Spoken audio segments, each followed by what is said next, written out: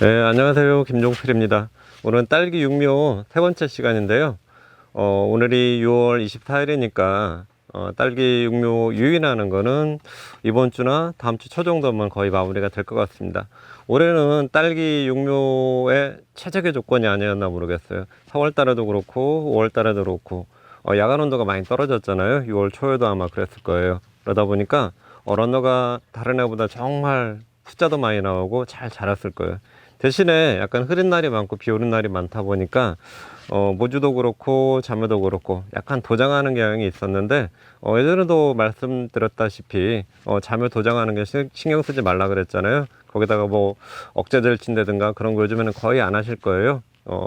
어차피 7월달 되고 8월달 되면은 지금 있는 잎들은 거의 제거될 대상이기 때문에 이렇게 도장하고 그러는 거 신경 안 쓰셔도 될 것 같은데, 아무튼 올해는 4월달, 5월달, 6월 초까지 딸기 육묘의 최적의 조건이었던 것 같습니다. 지금 요 농가도 보시면은 런너가 상당히 많이 나와 있는데요. 오늘은 딸기 육묘 런너 유인 마무리하는 과정, 그리고 마무리하고 나서 어떻게 관리할 건지. 딸기 육묘는 6월달까지는 다들 정말 잘하세요. 런너 유인 끝까지 잘하시고 다 잘 채우시는데, 이제 7월달 되면서 정말 딸기한테는 극고온기잖아요. 딸기한테 정말 힘든 시기인데, 요 시기 때 얼마나 관리를 잘 하느냐에 따라서 육묘 성패가 달려 있는 것 같습니다. 그래서 오늘은 이거 마무리하고 나서 모주 잎 관리라든가 후기 관리 어떻게 하는지 그거에 대해서 말씀드려 보도록 하겠습니다.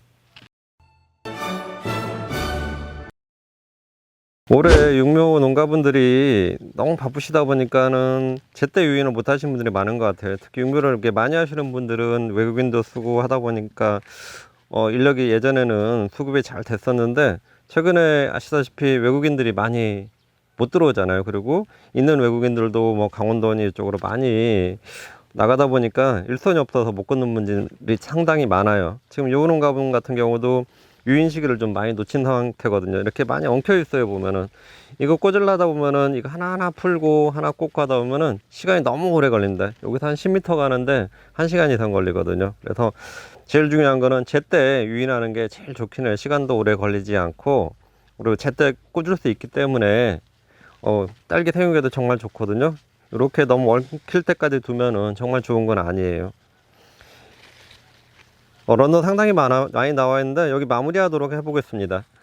지금 예전에 두 번째 시간에도 런너 유인하는 거는 보여드렸을 텐데요. 여기도 보면은 런너가 지금 두 개 나와 있잖아요. 쌍런너 중에서 요거 하나는 따버리라 그랬잖아요. 따고 이파리도 이렇게 보통 4개 정도 나와 있으면 하나, 둘, 3개 정도 따버리고, 이파리 이렇게 적은 하나 정도만 있으면 돼요.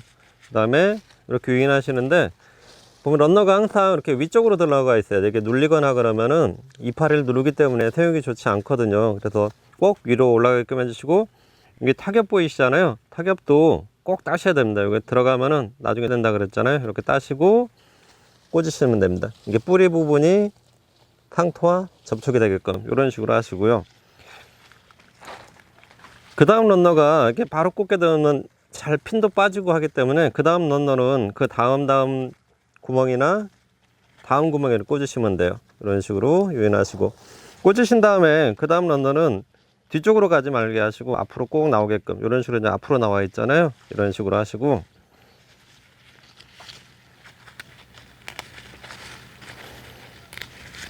그다음에 쌍런너 하나 따주시고 타겹 따시고,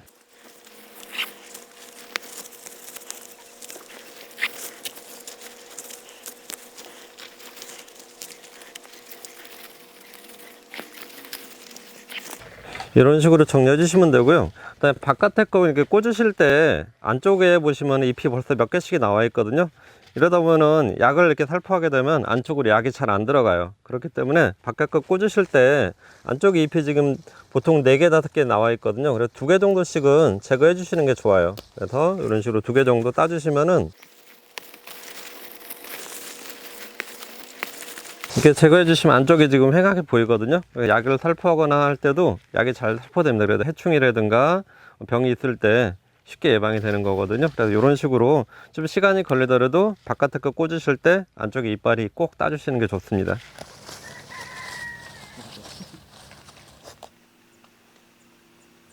네, 여기 보시면은 유인 작업이 다 이게 완료됐거든요. 끝까지 다 꽂은 상태입니다. 다 꽂고 나서는 이 런너들은 지금 필요가 없는 거잖아요. 두시면 계속 자라기 때문에 끝으로 양분이 계속 뺏기거든요. 그래서 유인이 다 끝나게 되면은, 끝까지 다 꽂게 되면은 이 필요 없는 런너들은 제거해 주시는 게 좋습니다. 그래서 이렇게 다 끝난 런너들은 바로바로 따주시는 게 좋아요. 이렇게 해서 양분이 필요 없는 런너로 이동이 되지 않게끔 이런 식으로 깔끔하게 정리해 주시면 됩니다.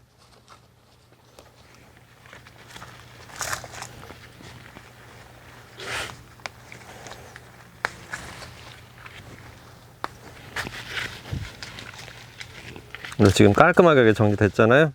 이런 식으로 해서 육묘를 마무리해 주시면 되겠습니다.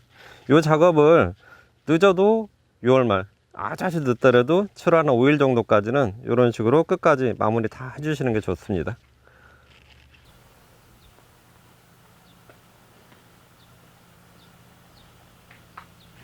자, 이런 식으로 지금 좀 전에 마무리 작업했었잖아요. 이런 식으로 마무리 쭉 해주시면 되고요. 깔끔하잖아요. 새로 뭐 추가된 러너도 없이 다 제거가 되어 있습니다. 이런 식으로 마무리 해주시면 되고요.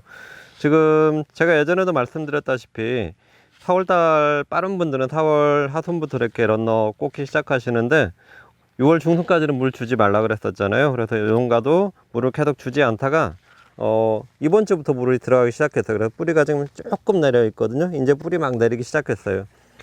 요거를 물을 5월달부터 꽂으면서 주시게 되면은 지금 이렇게 뽑아보면 뿌리가 밑에까지 내려가 있거나 상토까지 같이 올라오는 경우가 많습니다.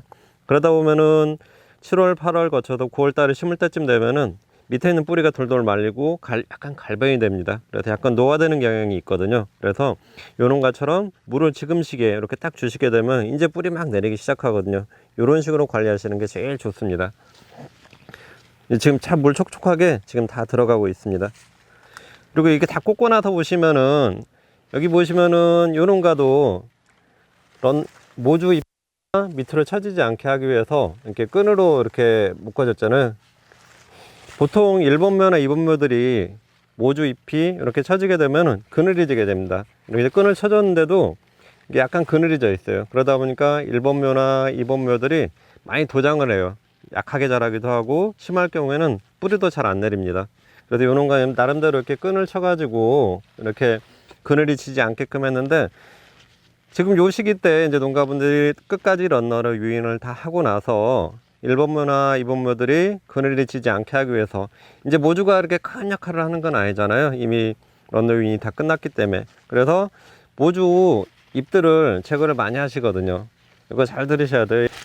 농가분들이 이게 런너 끝까지 유인하고 나서 1번, 2번 자묘들이 그늘이 지지 않기 위해서 이제 모주 역할들이 거의 끝났잖아요. 런너 유인 다 끝났기 때문에 모주 잎을 제거를 많이 해주시는데 예전에는 이런 식으로 가위로 모주 잎을 많이 제거를 했거든요. 이런 식으로 가위로 뚝뚝 오래된 이파리 위주로 이렇게 제거를 하고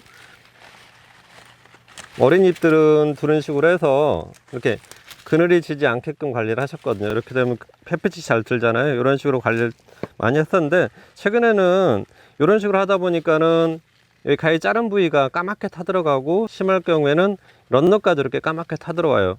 예전에는 그냥 시드름병이거니 했는데 최근에 몇 년 전에 줄기반응병으로 명명이 됐거든요. 줄기반응병이 이게 모주 이파리 제거하고 나서 절단하고 나서 상당히 많이 옵니다. 고온기 때 많이 오거든요. 요것 때문에 실패하는 농가들도 실제로 상당히 많이 있고요. 그래도 최근에 우리 농가분들이 이거 뭐 직접 실증을 하다가 만든 건데요. 모주 잎을 제거할 때 이렇게 가위로 제거를 하지는 않고 잎을 이런 식으로 손을 절단합니다. 그래서 2cm 정도 남겨놓고 이렇게 자르게 되면은 여기서 상처가 멈추고 더 타들어가질 않아요. 그래서 이런 식으로 관리를 많이 하고 있습니다. 그래서 요것도 똑같이 자르는 대신에 손으로 이런 식으로 이게 가위로 자르는 것보다 손으로 하는 게 훨씬 빠르기도 하고 가위로 자르게 되면은 균이 묻어서 계속 타들어가는 경향이 있어서 이런 식으로 손으로 커다란 이파리만 이렇게 제거해 주시게 되면은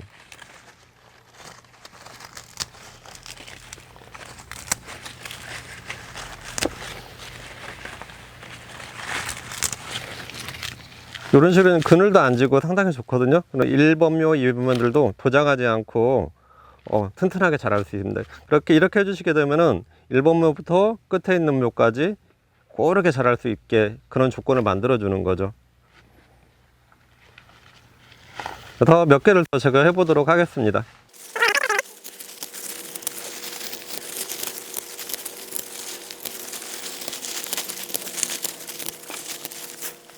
모주 잎을 이런 식으로 관리하시게 되면은 보통 모주 제거를 7월 말 8월 초에 많이 제거하시는데, 이렇게 해주시면은 7월 말 8월 달까지도 그대로 있습니다. 상처가 이렇게 딱 여기서 아물어서 안으로 이렇게 까맣게 타들어가는 경향도 훨씬 줄고요. 그래서 줄기반응병이 예전에 가위로 절단했을 때보다 훨씬 적게 옵니다.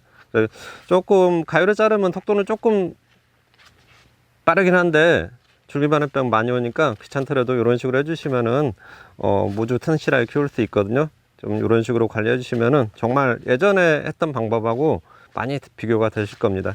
그리고 어떤 분들은 좀 전에 말씀드렸던 줄기마름병 때문에 계속 까맣게 타들어가서 모주를 다 못 쓰게 되는 경우가 있거든요. 줄기마름병이 오게 되면은 보통 줄기마름병은 요 모주에서 어미묘에서 시작돼 가지고 어미묘에 줄기마름병 오게 되면은 보통 어미묘 하나에서 뭐 15개에서 많게는 20개 이상도 런너가 쏟아지는데, 그 자묘들이 다 쓸모가 없게 되는 거거든요.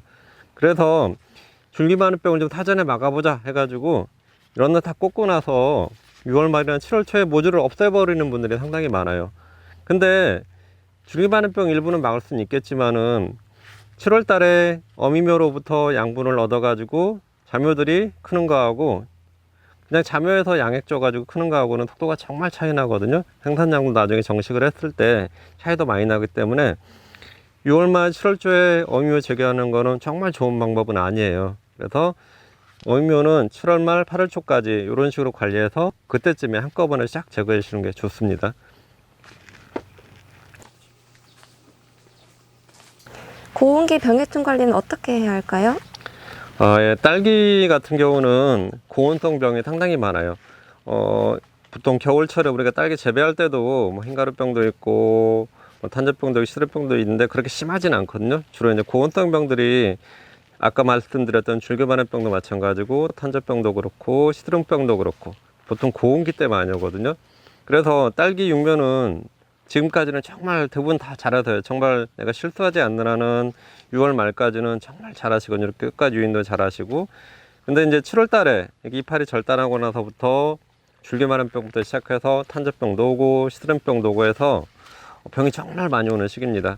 그래서 6월 달도 마찬가지지만은 특히 7월 달부터는 이렇게 이파리 절단하고 나서부터는 꼼꼼한 분들은 5일 간격, 보통 일주일에 한 번 정도는 탄저병 약은 무조건 해주시는 게 좋고요. 고온기 되면서 흰가루병도 정말 많이 올 거예요. 흰가루병 약도 예찰하시다 보면 잎이 약간 위축되거나 오글오글해지는 경향이 있거든요.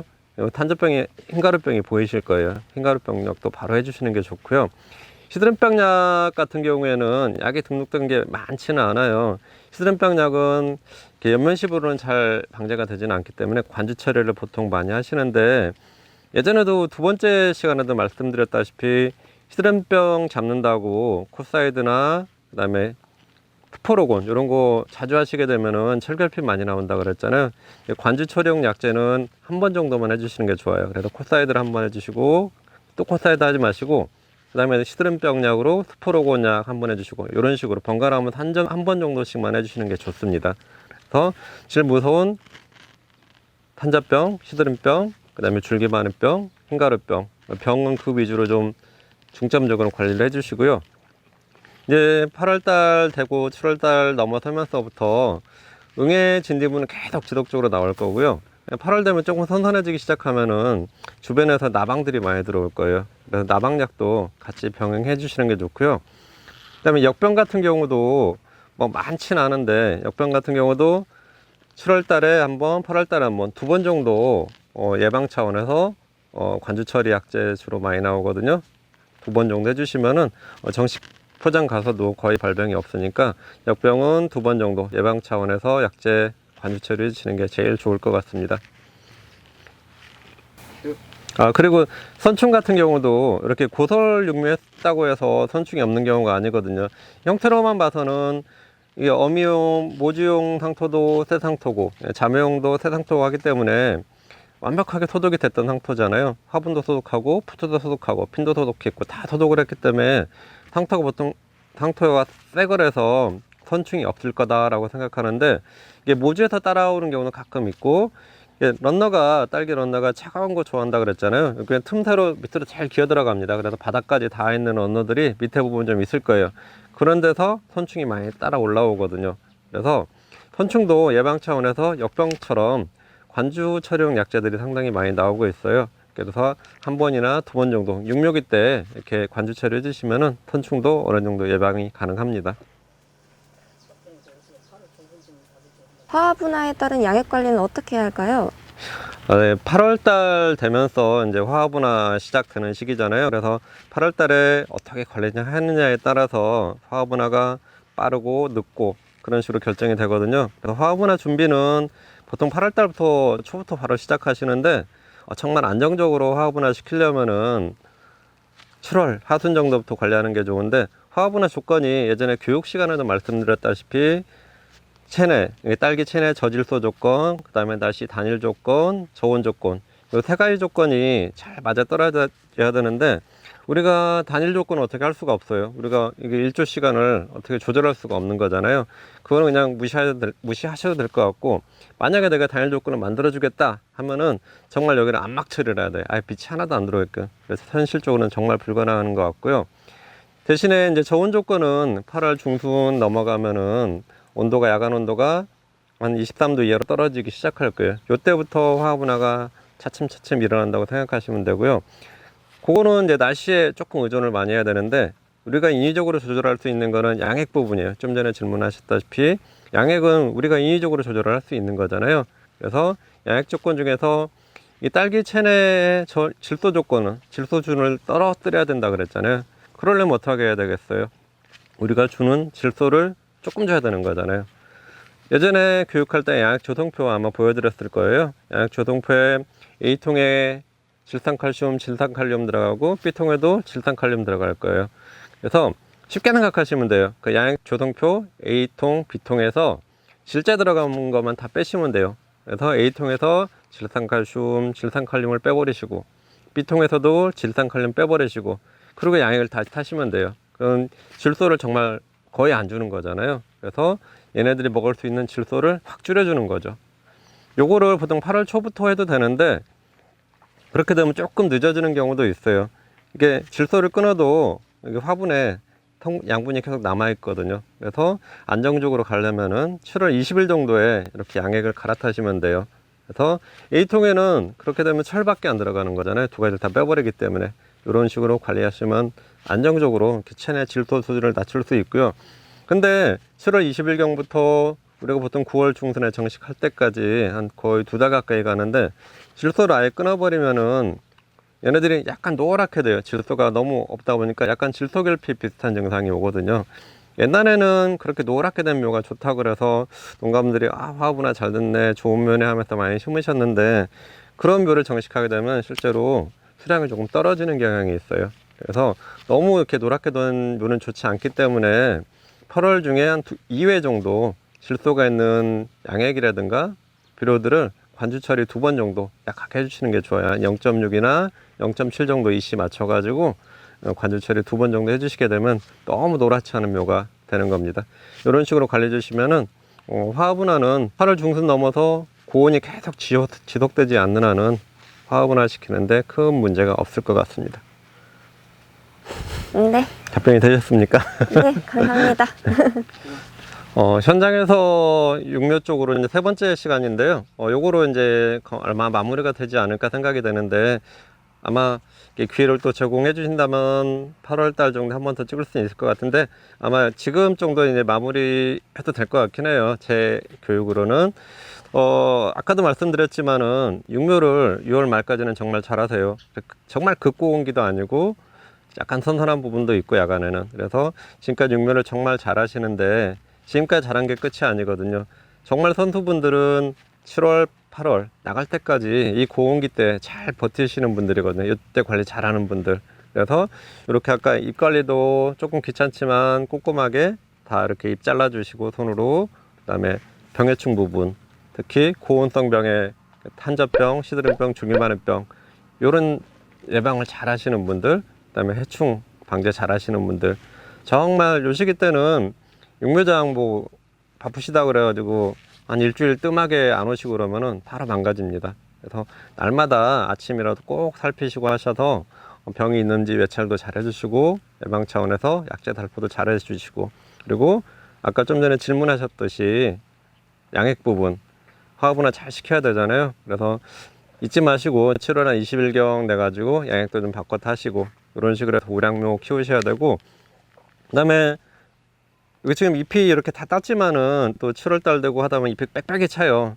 좀 꼼꼼한 분들은 7월달에도 이파리 자묘에 있는 거 한두 장 제거해 주시고 8월달에도 제거해 주시고 그랬는데, 너무 바빠서 7월달에 이파리 제거를 못 하시겠다 하는 분들은 7월달에는 꼭 안 하셔도 되지만은 8월달에는 자묘에 있는 거 이파리 2장 정도씩 꼭 제거해 주시는 게 좋아요. 한 3장 정도만 남겨 주시면 좋은데, 이렇게 해주시면은 아까 화분화 시킬 때 단일 조건, 좋은 조건, 질소 수준 낮추고 이 조건도 중요하지만은 자묘에 있는 이파리 2개 정도 이렇게 제거해 주시게 되면은 화분화가 3, 4일 정도 촉진되거든요. 이런 이점도 있으니까. 그리고 이파리 제거해 주시면은 통풍도 잘 되잖아요. 그리고 병도 없고 약을 살포할 때 약재도 잘 들어가고 하기 때문에 8월 중순경에 하시면 돼요. 이 작업은 일시에 쫙 하시면 되는데 8월 중순 정도에 이파리 하엽 2개 정도 꼭 제거해 주시는 게 좋을 것 같습니다.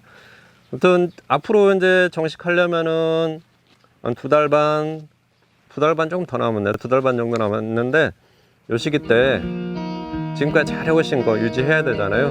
정말 관리 잘 하셔가지고 좋은 묘, 우량묘, 병 없는 묘 만드셔가지고 올해도 딸기 농사 대박 나셨으면 좋겠습니다. 감사합니다.